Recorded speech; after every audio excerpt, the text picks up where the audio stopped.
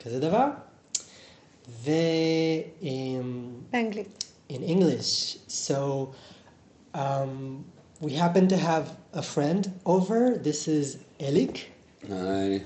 And You might know him from his channel Sounds of Anarchy and from our other friend Alon's channel, The Hebrew Canaanite. They do the wonderful podcast One State Solution and what's the other one Yalla. called? Yalla.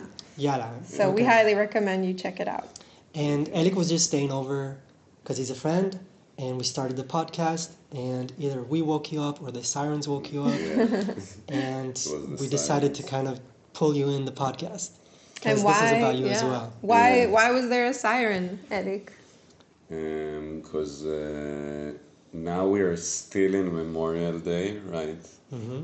Like part of the idea of these days, I don't know what you explained later, but I remember my father like explained me, for us, like our mourning about the death of the soldier and our happiness of independence is combined. We don't have happiness without sadness in this country. That's why it's the same day. Today is like so during the day you do all the ceremonies, right? Okay, so I just want to say today is Memorial Day for the fallen, soldiers and civilians killed in the conflict. A week ago, or a few days ago, it was the Remembrance Day for the Holocaust. And tomorrow, right after this Memorial Day, tomorrow is going to be the Day of Independence, of celebrations. So it's 3 days, somewhat together, But two of them today, really together. in the evening you already celebrate. Yeah, you begin the Exactly. celebrations in the evening. So I just want to say these 3 days are really, in a sense, one thing. They tell one story. It's coordinated. It's choreographed. How would you say it? Choreographed. It's choreographed in a certain way to tell a story. Yeah. We, as Jewish citizens, born and raised Jewish Zionist citizens of Israel, we were very much in this story. We're not so much in this story today, and that's what we want to talk about. So Eli, go on. You talked about how the days are connected, the Memorial Day for the fallen today, and then right after, already this evening, so this morning we're in grief. There were sirens as a symbol of grief. And then in the evening, it's going to be like a ceremony of raising the flag up again, because it's been like half-mast, and now it's going to be raised up to the top, and then there's going to be some kind of like a switch between the days, and then suddenly it's a day of happiness and celebration. Yeah. And I remember my father explaining to me that in this country the sadness and the joy is mixed. It's never just either one. And did you talk about the sirens? You explained it before, that you have to stand for 2 minutes and there's horrible noise that goes. And I woke up today from it. So. Yeah. So this happens in Memorial Day, as it did this morning, which woke Elik up. And it also happens in the Remembrance Day for the Holocaust. The sirens go off. It goes on for a minute or two. It's a bit different in each of the days. It's a very shrill, penetrating noise. We talked about how it sounds like a scream or like many screams together. And everyone stand in silence and just kind of absorb the grief, the pain, the horror, and maybe the anger and the, all of that. Yeah. And all the ceremonial things that happen during these days are built around the siren. They're like, first there'll be a siren, and then there will be a ceremony. And the ceremony, there are ceremonies everywhere. There are like big governmental sort of like big ceremonies in like certain places with like celebrities and politicians. And then there's sort of community ceremonies and school ceremonies where they read poetry and testimonies of people, of bereaved families. Yeah, it's very rigid. Yeah. It's very uncomfortable. Yeah. It's kind of boring already. It's this performance, really. You are the crowd, and there's a performance on stage. They sing the The I same used sad to play songs. in school and Yeah. like with my viola and violin and all these ones. Yeah, I used And to I sing. remember like I had criticism about it since like I didn't go full on to say the whole thing is like kind of, I don't know how to see it as a today as a today I want to puke when I go to Wow. but I wasn't as a child. I was like, okay, you say, I remember having those thoughts, it's like, it's very sad, so why aren't we trying to stop the war? Wow, Because the really? message is like, this is our fate forever. Yeah. It's This not is the going to be price. end at some point. There's no end to this, and they Yeah. don't give you context that it's that actually we're mourning our dead in the conflict with the Palestinians. You don't talk about the No. Palestinians, but it's all about that. Let's face it, because even the other wars were because of the situation with the Palestinians. Like they never give you the full context of the. Of course, because what they're going to say, we're a settler colonial project and we have an ongoing conflict with the native because we try to kick them off and they don't like it. That doesn't. And many people die from our side in this process. Yeah, that doesn't work. That doesn't work on the emotions as much. Even yesterday, when we watched together the combined, I thought even there they cannot say it. Like even in the place that is the most. And I liked the ceremony, but but it's still, even this ceremony, the settlers, our side cannot confront the reality in full. Okay, so you brought up something really interesting and important. We talked about the ceremonies and how Memorial Day for the Fallen is not celebrated, but what people do. And now, when we are critical of the narrative and everything, we are aware of alternative ceremonies going on. And this is for a small minority of the Jewish community in Israel. This is not a big phenomenon, and it's a very hated phenomenon. Yeah. These people seem insane. And they're not even that radical. That's what Elik was referring to. Yeah. So we saw the ceremony last night. It actually took place in Haifa, I found out. Yeah, I thought so. So, yeah, it was here in the city. I don't want to say where, and there was some demonstrations against them, some difficulties. Police were there on the outside, but on the inside, wherever the venue was, it was not a huge venue, but that was the idea, because for security reasons they did something small, and then the idea was that anyone who wants to participate will see it online live. Yeah, it was broadcast, It was broadcast on the platform, and it's an organization called Combatants for Peace that they bring together, on also the organization of the bereaved families, and it's organizations that bring Israeli and Palestinian people together to dialogue, to sort of try and mourn together and create a better future together. And the idea is combatants, that is soldiers or ex-soldiers on the Israeli side, and people who may have been involved in Palestinian resistance on the other side,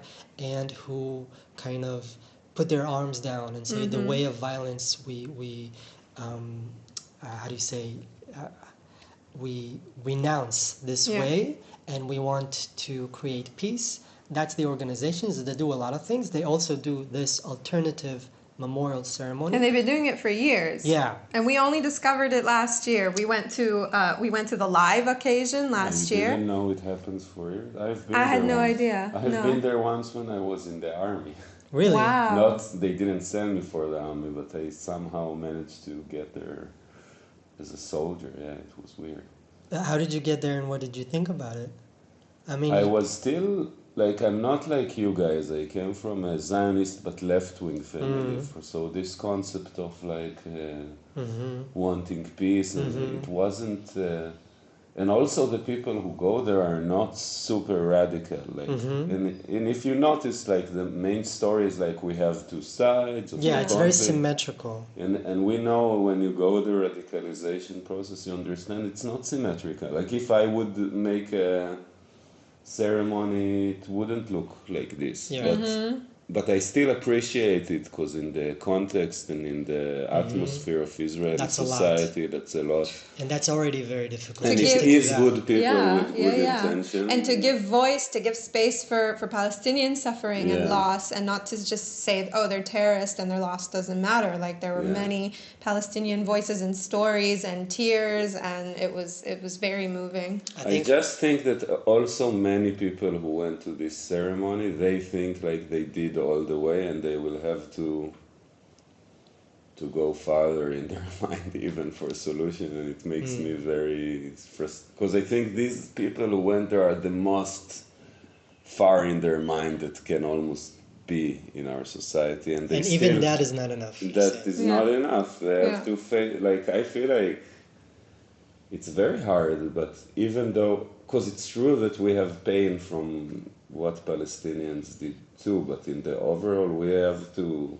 We have responsibility. Yeah, like I don't accept the competent for peace narrative. It's we have to lay down our guns, not them. Like they're resisting something, their erasure. Like it's not, they cannot put down their arm. Of course, it's not okay to kill civilians but on the other hand, like I don't know. That's how I see it now, and it's very hard. I don't know how to say it even to people in my own society.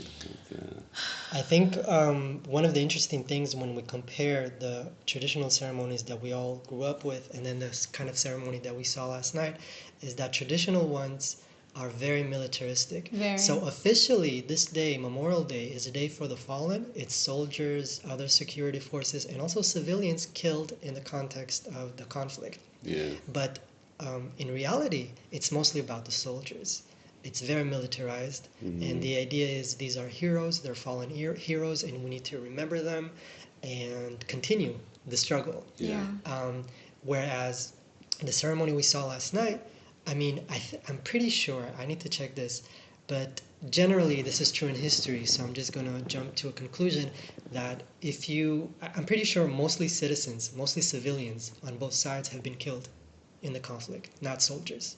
And also, you say also in the Israeli side, it's more civilians than soldiers. Definitely when you look at Palestine, Israel. So let's abstract the wars, the conventional wars against the armies of Egypt and Syria, which is also part of the day. But let's just look at the conflict with the Palestinians. I would say that on both sides, mostly civilians, overwhelmingly, from both sides, killed.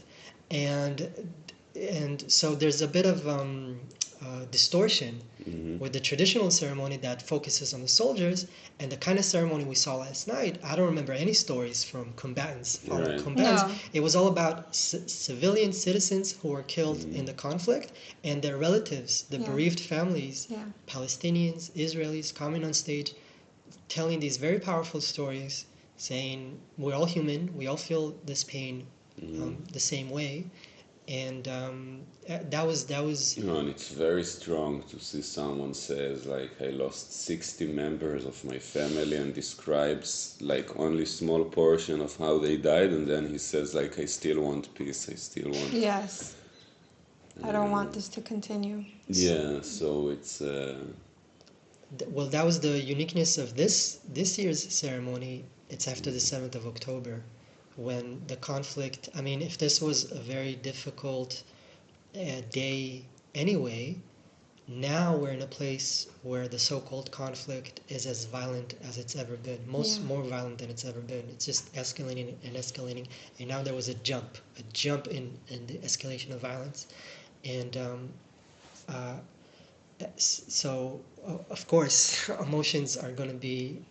It's going to be a very emotional day. This is not something about wars that were years ago. This is about something that's still going on right now, especially for Palestinians who are doing most of the dying since the 7th of October.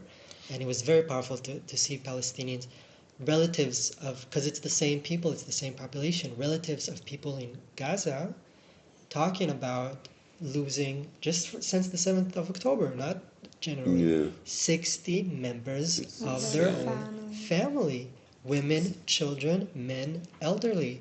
Yeah. There was another thing that you said. about this day of memorial that is we remember the combat soldiers and the heroic deeds that they did, so called.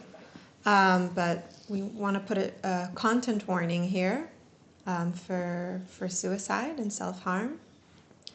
But in these ceremonies, we don't talk about the number that is unknown of soldiers that have taken their own lives. Not that I know of. Do you know? Do you ever? I don't know how many. No, it's a secret. It's a secret, we but don't know. And in this Remembrance Day, do you remember anyone mentioning these kinds of fallen soldiers? The disproportionate numbers of Jewish Israelis who had taken their own lives during their military service. I don't know. I think this is something that is very taboo, very not spoken of, and like I don't remember ever like a mother coming up and saying my son was in the army and then he took his own life and that's why he's not here and we remember him. It's like, no, it's always he went to this war and then he never came back, or they raided the army base and this happened to him and he saved his friends and died. Like it's always these things. And it's never, like, I've never heard that before. So that's also something that's kind of grotesque, in my opinion. And I think if we want to remember the horrors of war, let's not only remember the death, let's remember the fear, the trauma, the nightmares. Yeah. It's always portrayed heroically. Yeah. It's very sad. There's a lot of grief, but it's still sanitized. It's never real war. People die like cowards a lot of the times because you are in shock and you're just confused and someone shoots you. It's not this beautiful thing of he jumped on a grenade to save his fellow comrades. So it's as if there's something almost pacifistic about Memorial Day because you grieve the war, and this is an opportunity for the Zionist society to say, look, we don't like war, we want peace, look how much pain it brings to us. But the pain is sanitized and it's molded into these patterns where it's actually not showing you the full horror and senselessness of war, the violence, the ugliness, the cowardice, the meanness, the brutality. You don't see that. You just grieve the fallen and their memory and their humanness. Like you remember them like so positively. Like they were all amazing people. But is that humanness? Like I guess to just not. Say there, or like, look, I was in the military. We were all in the military. Yeah. And I had better times. I had worse times. It's not like this. It's I don't know. Go ahead. And I think this feeling of giving place, I suppose, to we're saying like we don't want this war because it's bringing us so much pain, but then the transition into Independence Day, Day of Independence, is all about the army and all about having won the war eventually, and having conquered the land and driven out the baddies. That's why you don't live like. I think maybe now when you speak, it's like, it said, but it's a good thing. But it's a good thing. Like, these people died so that we can live and celebrate. Yeah. And Independence Day is a day of like crazy, very violent celebration of like fireworks. And you eat a lot of meat. People eat a ton of meat. It's all about grilling. Yeah. And it's about, I don't know, going out and getting viciously drunk and spraying people with foam and making loud banging noise and like it's hated. Something pagan about it. You just go out and you're happy, but in a kind of violent way. just this like wow. And there's a huge ceremony that's done around the grave of Theodor Herzl in Jerusalem, and it's sort of turned into like the Eurovision. It's like really like huge screens very pop and lots of lights and like artists and like a million people dancing, and the military does this routine. Yeah. It's the military worship day. Yeah, absolutely. And it's a time where they light like these torches and they bless the state of Israel, and they give like people who have done something, for Israel, or I don't know, in the last 10 years I think it has a lot to do with like technology and the technological genius of Israelis. It's a day of celebration of the state, of the state and the wonderful things that we did, and it's basically like people in this day are swearing their, how do you say, oath that we're forever subject of the state of Israel. We accept our burden and we celebrate what it gives to us, and we're like celebrating Israeli culture and Israeli music and Israeli, we're all so different, but we're all in this together, and the army, and we're all in the army, and how it's so happy. It's so like, is kitsch a word in English? Kitschy, yeah. Kitschy, it's a word in It's English? like, it's cringy, honestly. It's like the most disgusting kitsch you can ever encounter. It's like... I think the experience, like if you watch old commercials from the 50s and, the propaganda value of them has disappeared because you're in a different culture in a different time. So you kind of see through, this is a company trying to sell me something, which doesn't work so much with the current commercials. But when you see these kind of ceremonies, definitely for us, but maybe even before we were radicalized, it's so on the nose. No, I loved it. I used to watch these ceremonies every year with my family. We would like screen them and then have a barbecue, and like I loved sort of being like, oh, what are they going to do this year? And I loved seeing the dancers, and I loved seeing like the soldiers. They would be marching with flags, and then they would do like different shapes when they're marching, and I loved it. I loved also, I would have friends from the army, and I would see them on the stage, and I always like fantasized that one day I would sing, like I would be so famous in Israeli culture that I would be invited to sing in this ceremony and bring so much honor to my family. And because Aya is a singer. How long, when, like, it's only when you started, when you went during the COVID times and we went out of it, this is only when you started to think critically about it? So this is only like 3 years ago that... Wow. I mean, I even remember that we were in Germany, where we lived for a while, and I was watching the ceremony live streamed on the computer, and Dan was like watching from the side, and he was like, this is fucked up. 5-6 years ago, I would tell you would do a podcast and speak like this. What would you would say, like, no fucking way. No, this is like very strange. It's very strange, and like...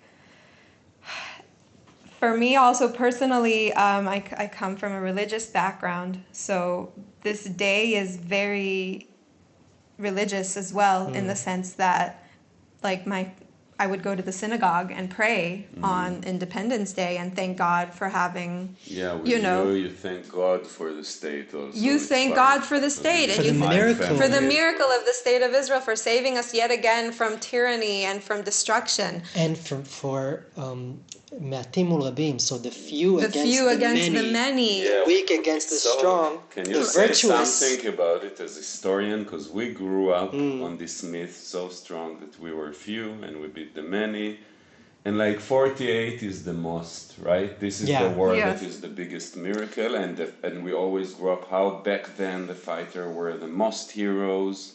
Yeah. And many times, like I remember when sometimes on school, they brought people to talk to us, and they told us like, I wish you were the brave and good, like back then, like the fighters in 48, like that they were so few and so courageous that they gave us the state, and this is how we all have to be.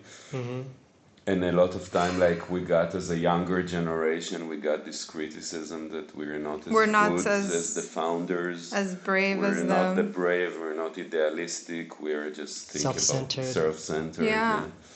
And so many of those like fighters who came and like gave their lives on 48 were Holocaust survivors. They were like they were heavily traumatized people who, you know, were told these Arabs are Nazis and you need to kill them.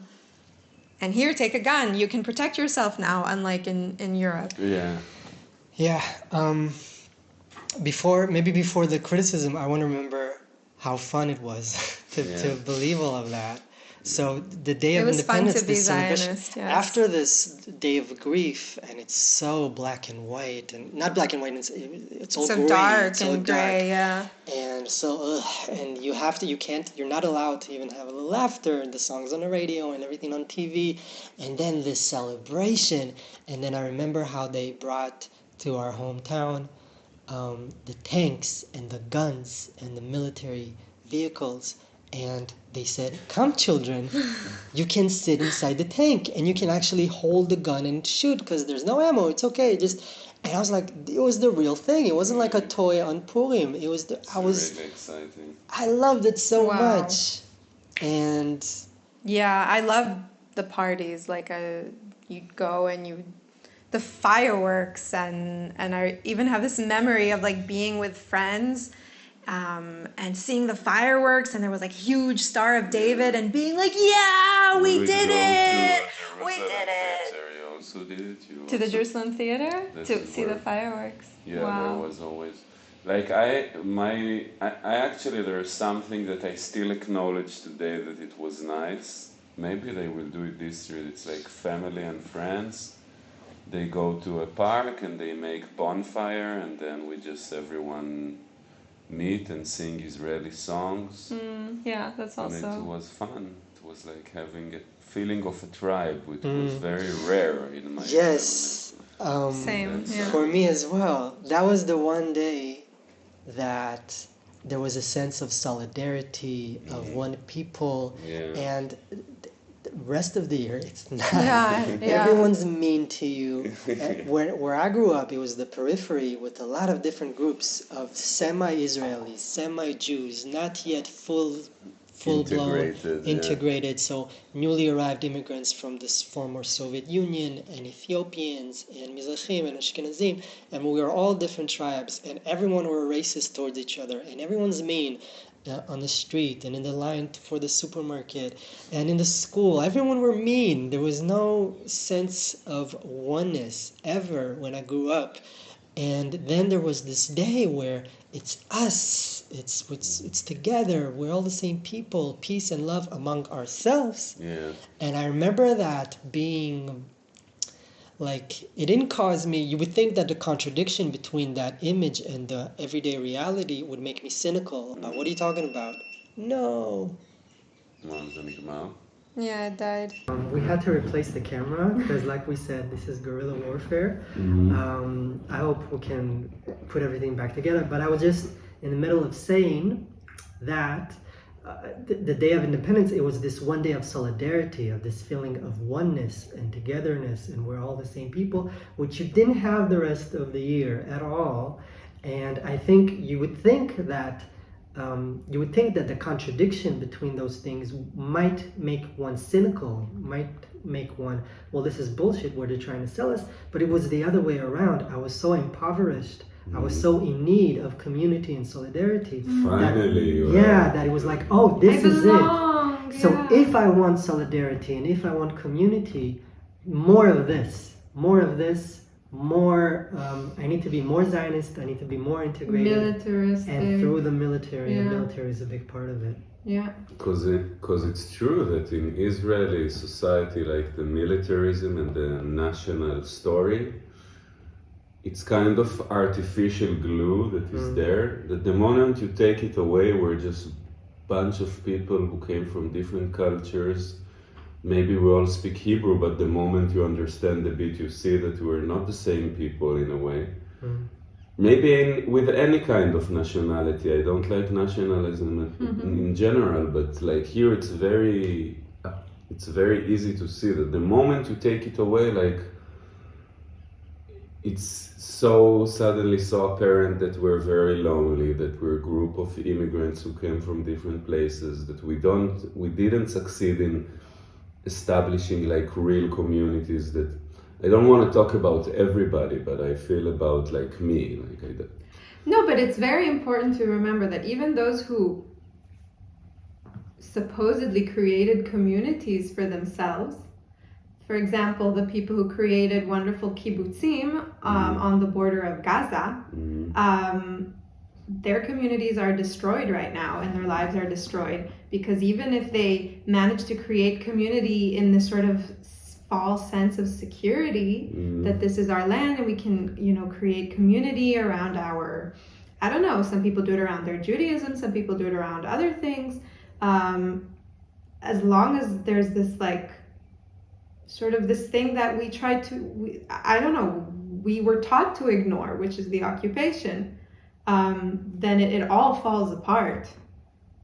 Like it's not sustainable. Like you can't create real security and community when you're oppressing another people.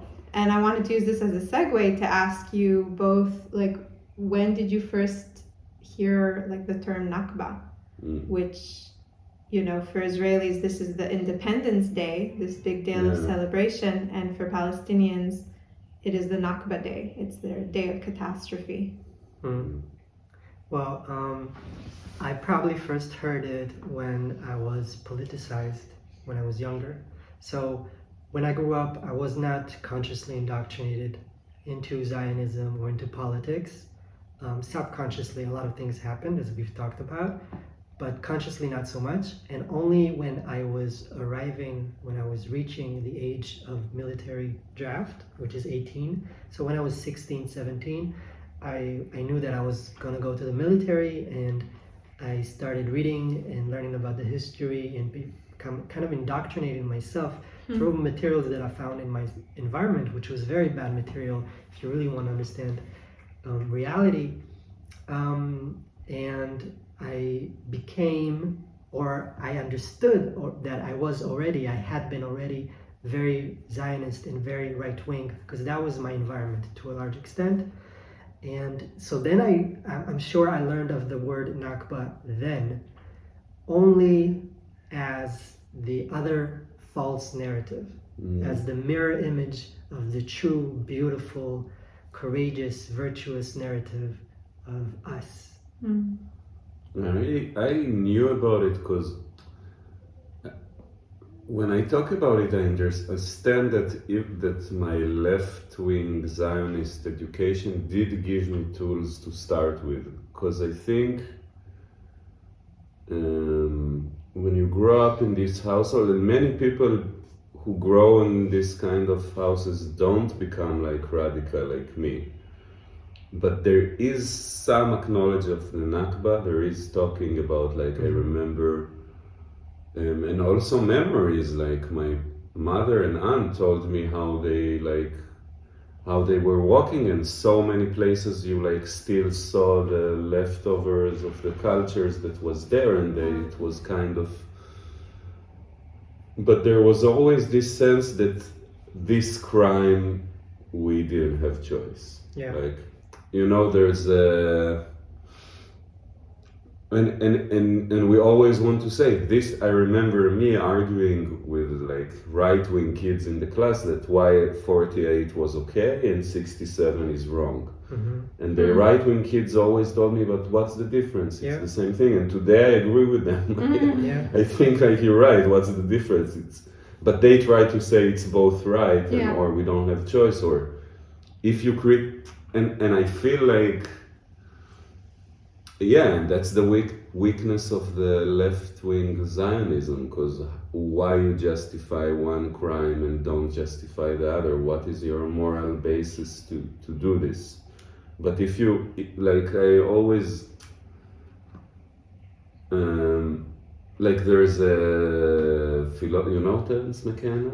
Yeah. Terence McKenna, yeah. So he says it about science, that he have a sentence about the Big Bang, that he says like, give us one free miracle and we will explain the rest. Mm-hmm.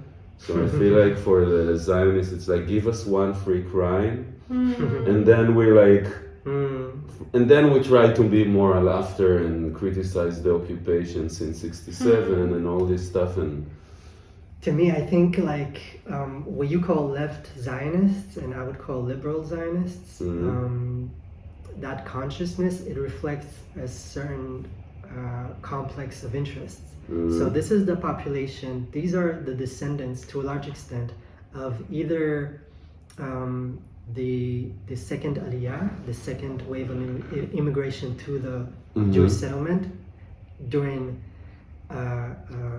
in the years approaching World War I, who to a large extent established the institutions that will become the State of Israel. So these are the old elites and their descendants, or the immigrants, the Ashkenazi immigrants who arrived relatively early after the establishment of the State of Israel and were, not immediately, but were kind of integrated into that group. And that group, who today composes the liberal Zionists, I think to them, in their interest, they're secure in their property, in their land. They have beautiful homes. yeah, They're very secure in that. And the expansion of the project, this redemption of land, this is what Zionist narrative, this is how it's coined, how it's termed in Zionist narrative. Whenever land was transferred in one way or another, through kind of economic pressure and legal, these kind of, I want to say, I'm translating from Hebrew to English as a tchachim v'mezimot, this kind of connivance, I don't know, these tricks, legalistic tricks and economic pressure. And if you could transfer land or resources in general from Arab ownership to Jewish hands, that's redemption of the land. So to them, the process of redemption of the land is over. We're good, we're secure in our property, and the expansion of this project beyond the so-called Green Line, the 67 borders, that's kind of problematic. It's hurting our business, it's hurting tourism. It's done by people who look different than us because they're religious and we're secular. And for me, it was always like, the settlers are the bad guys.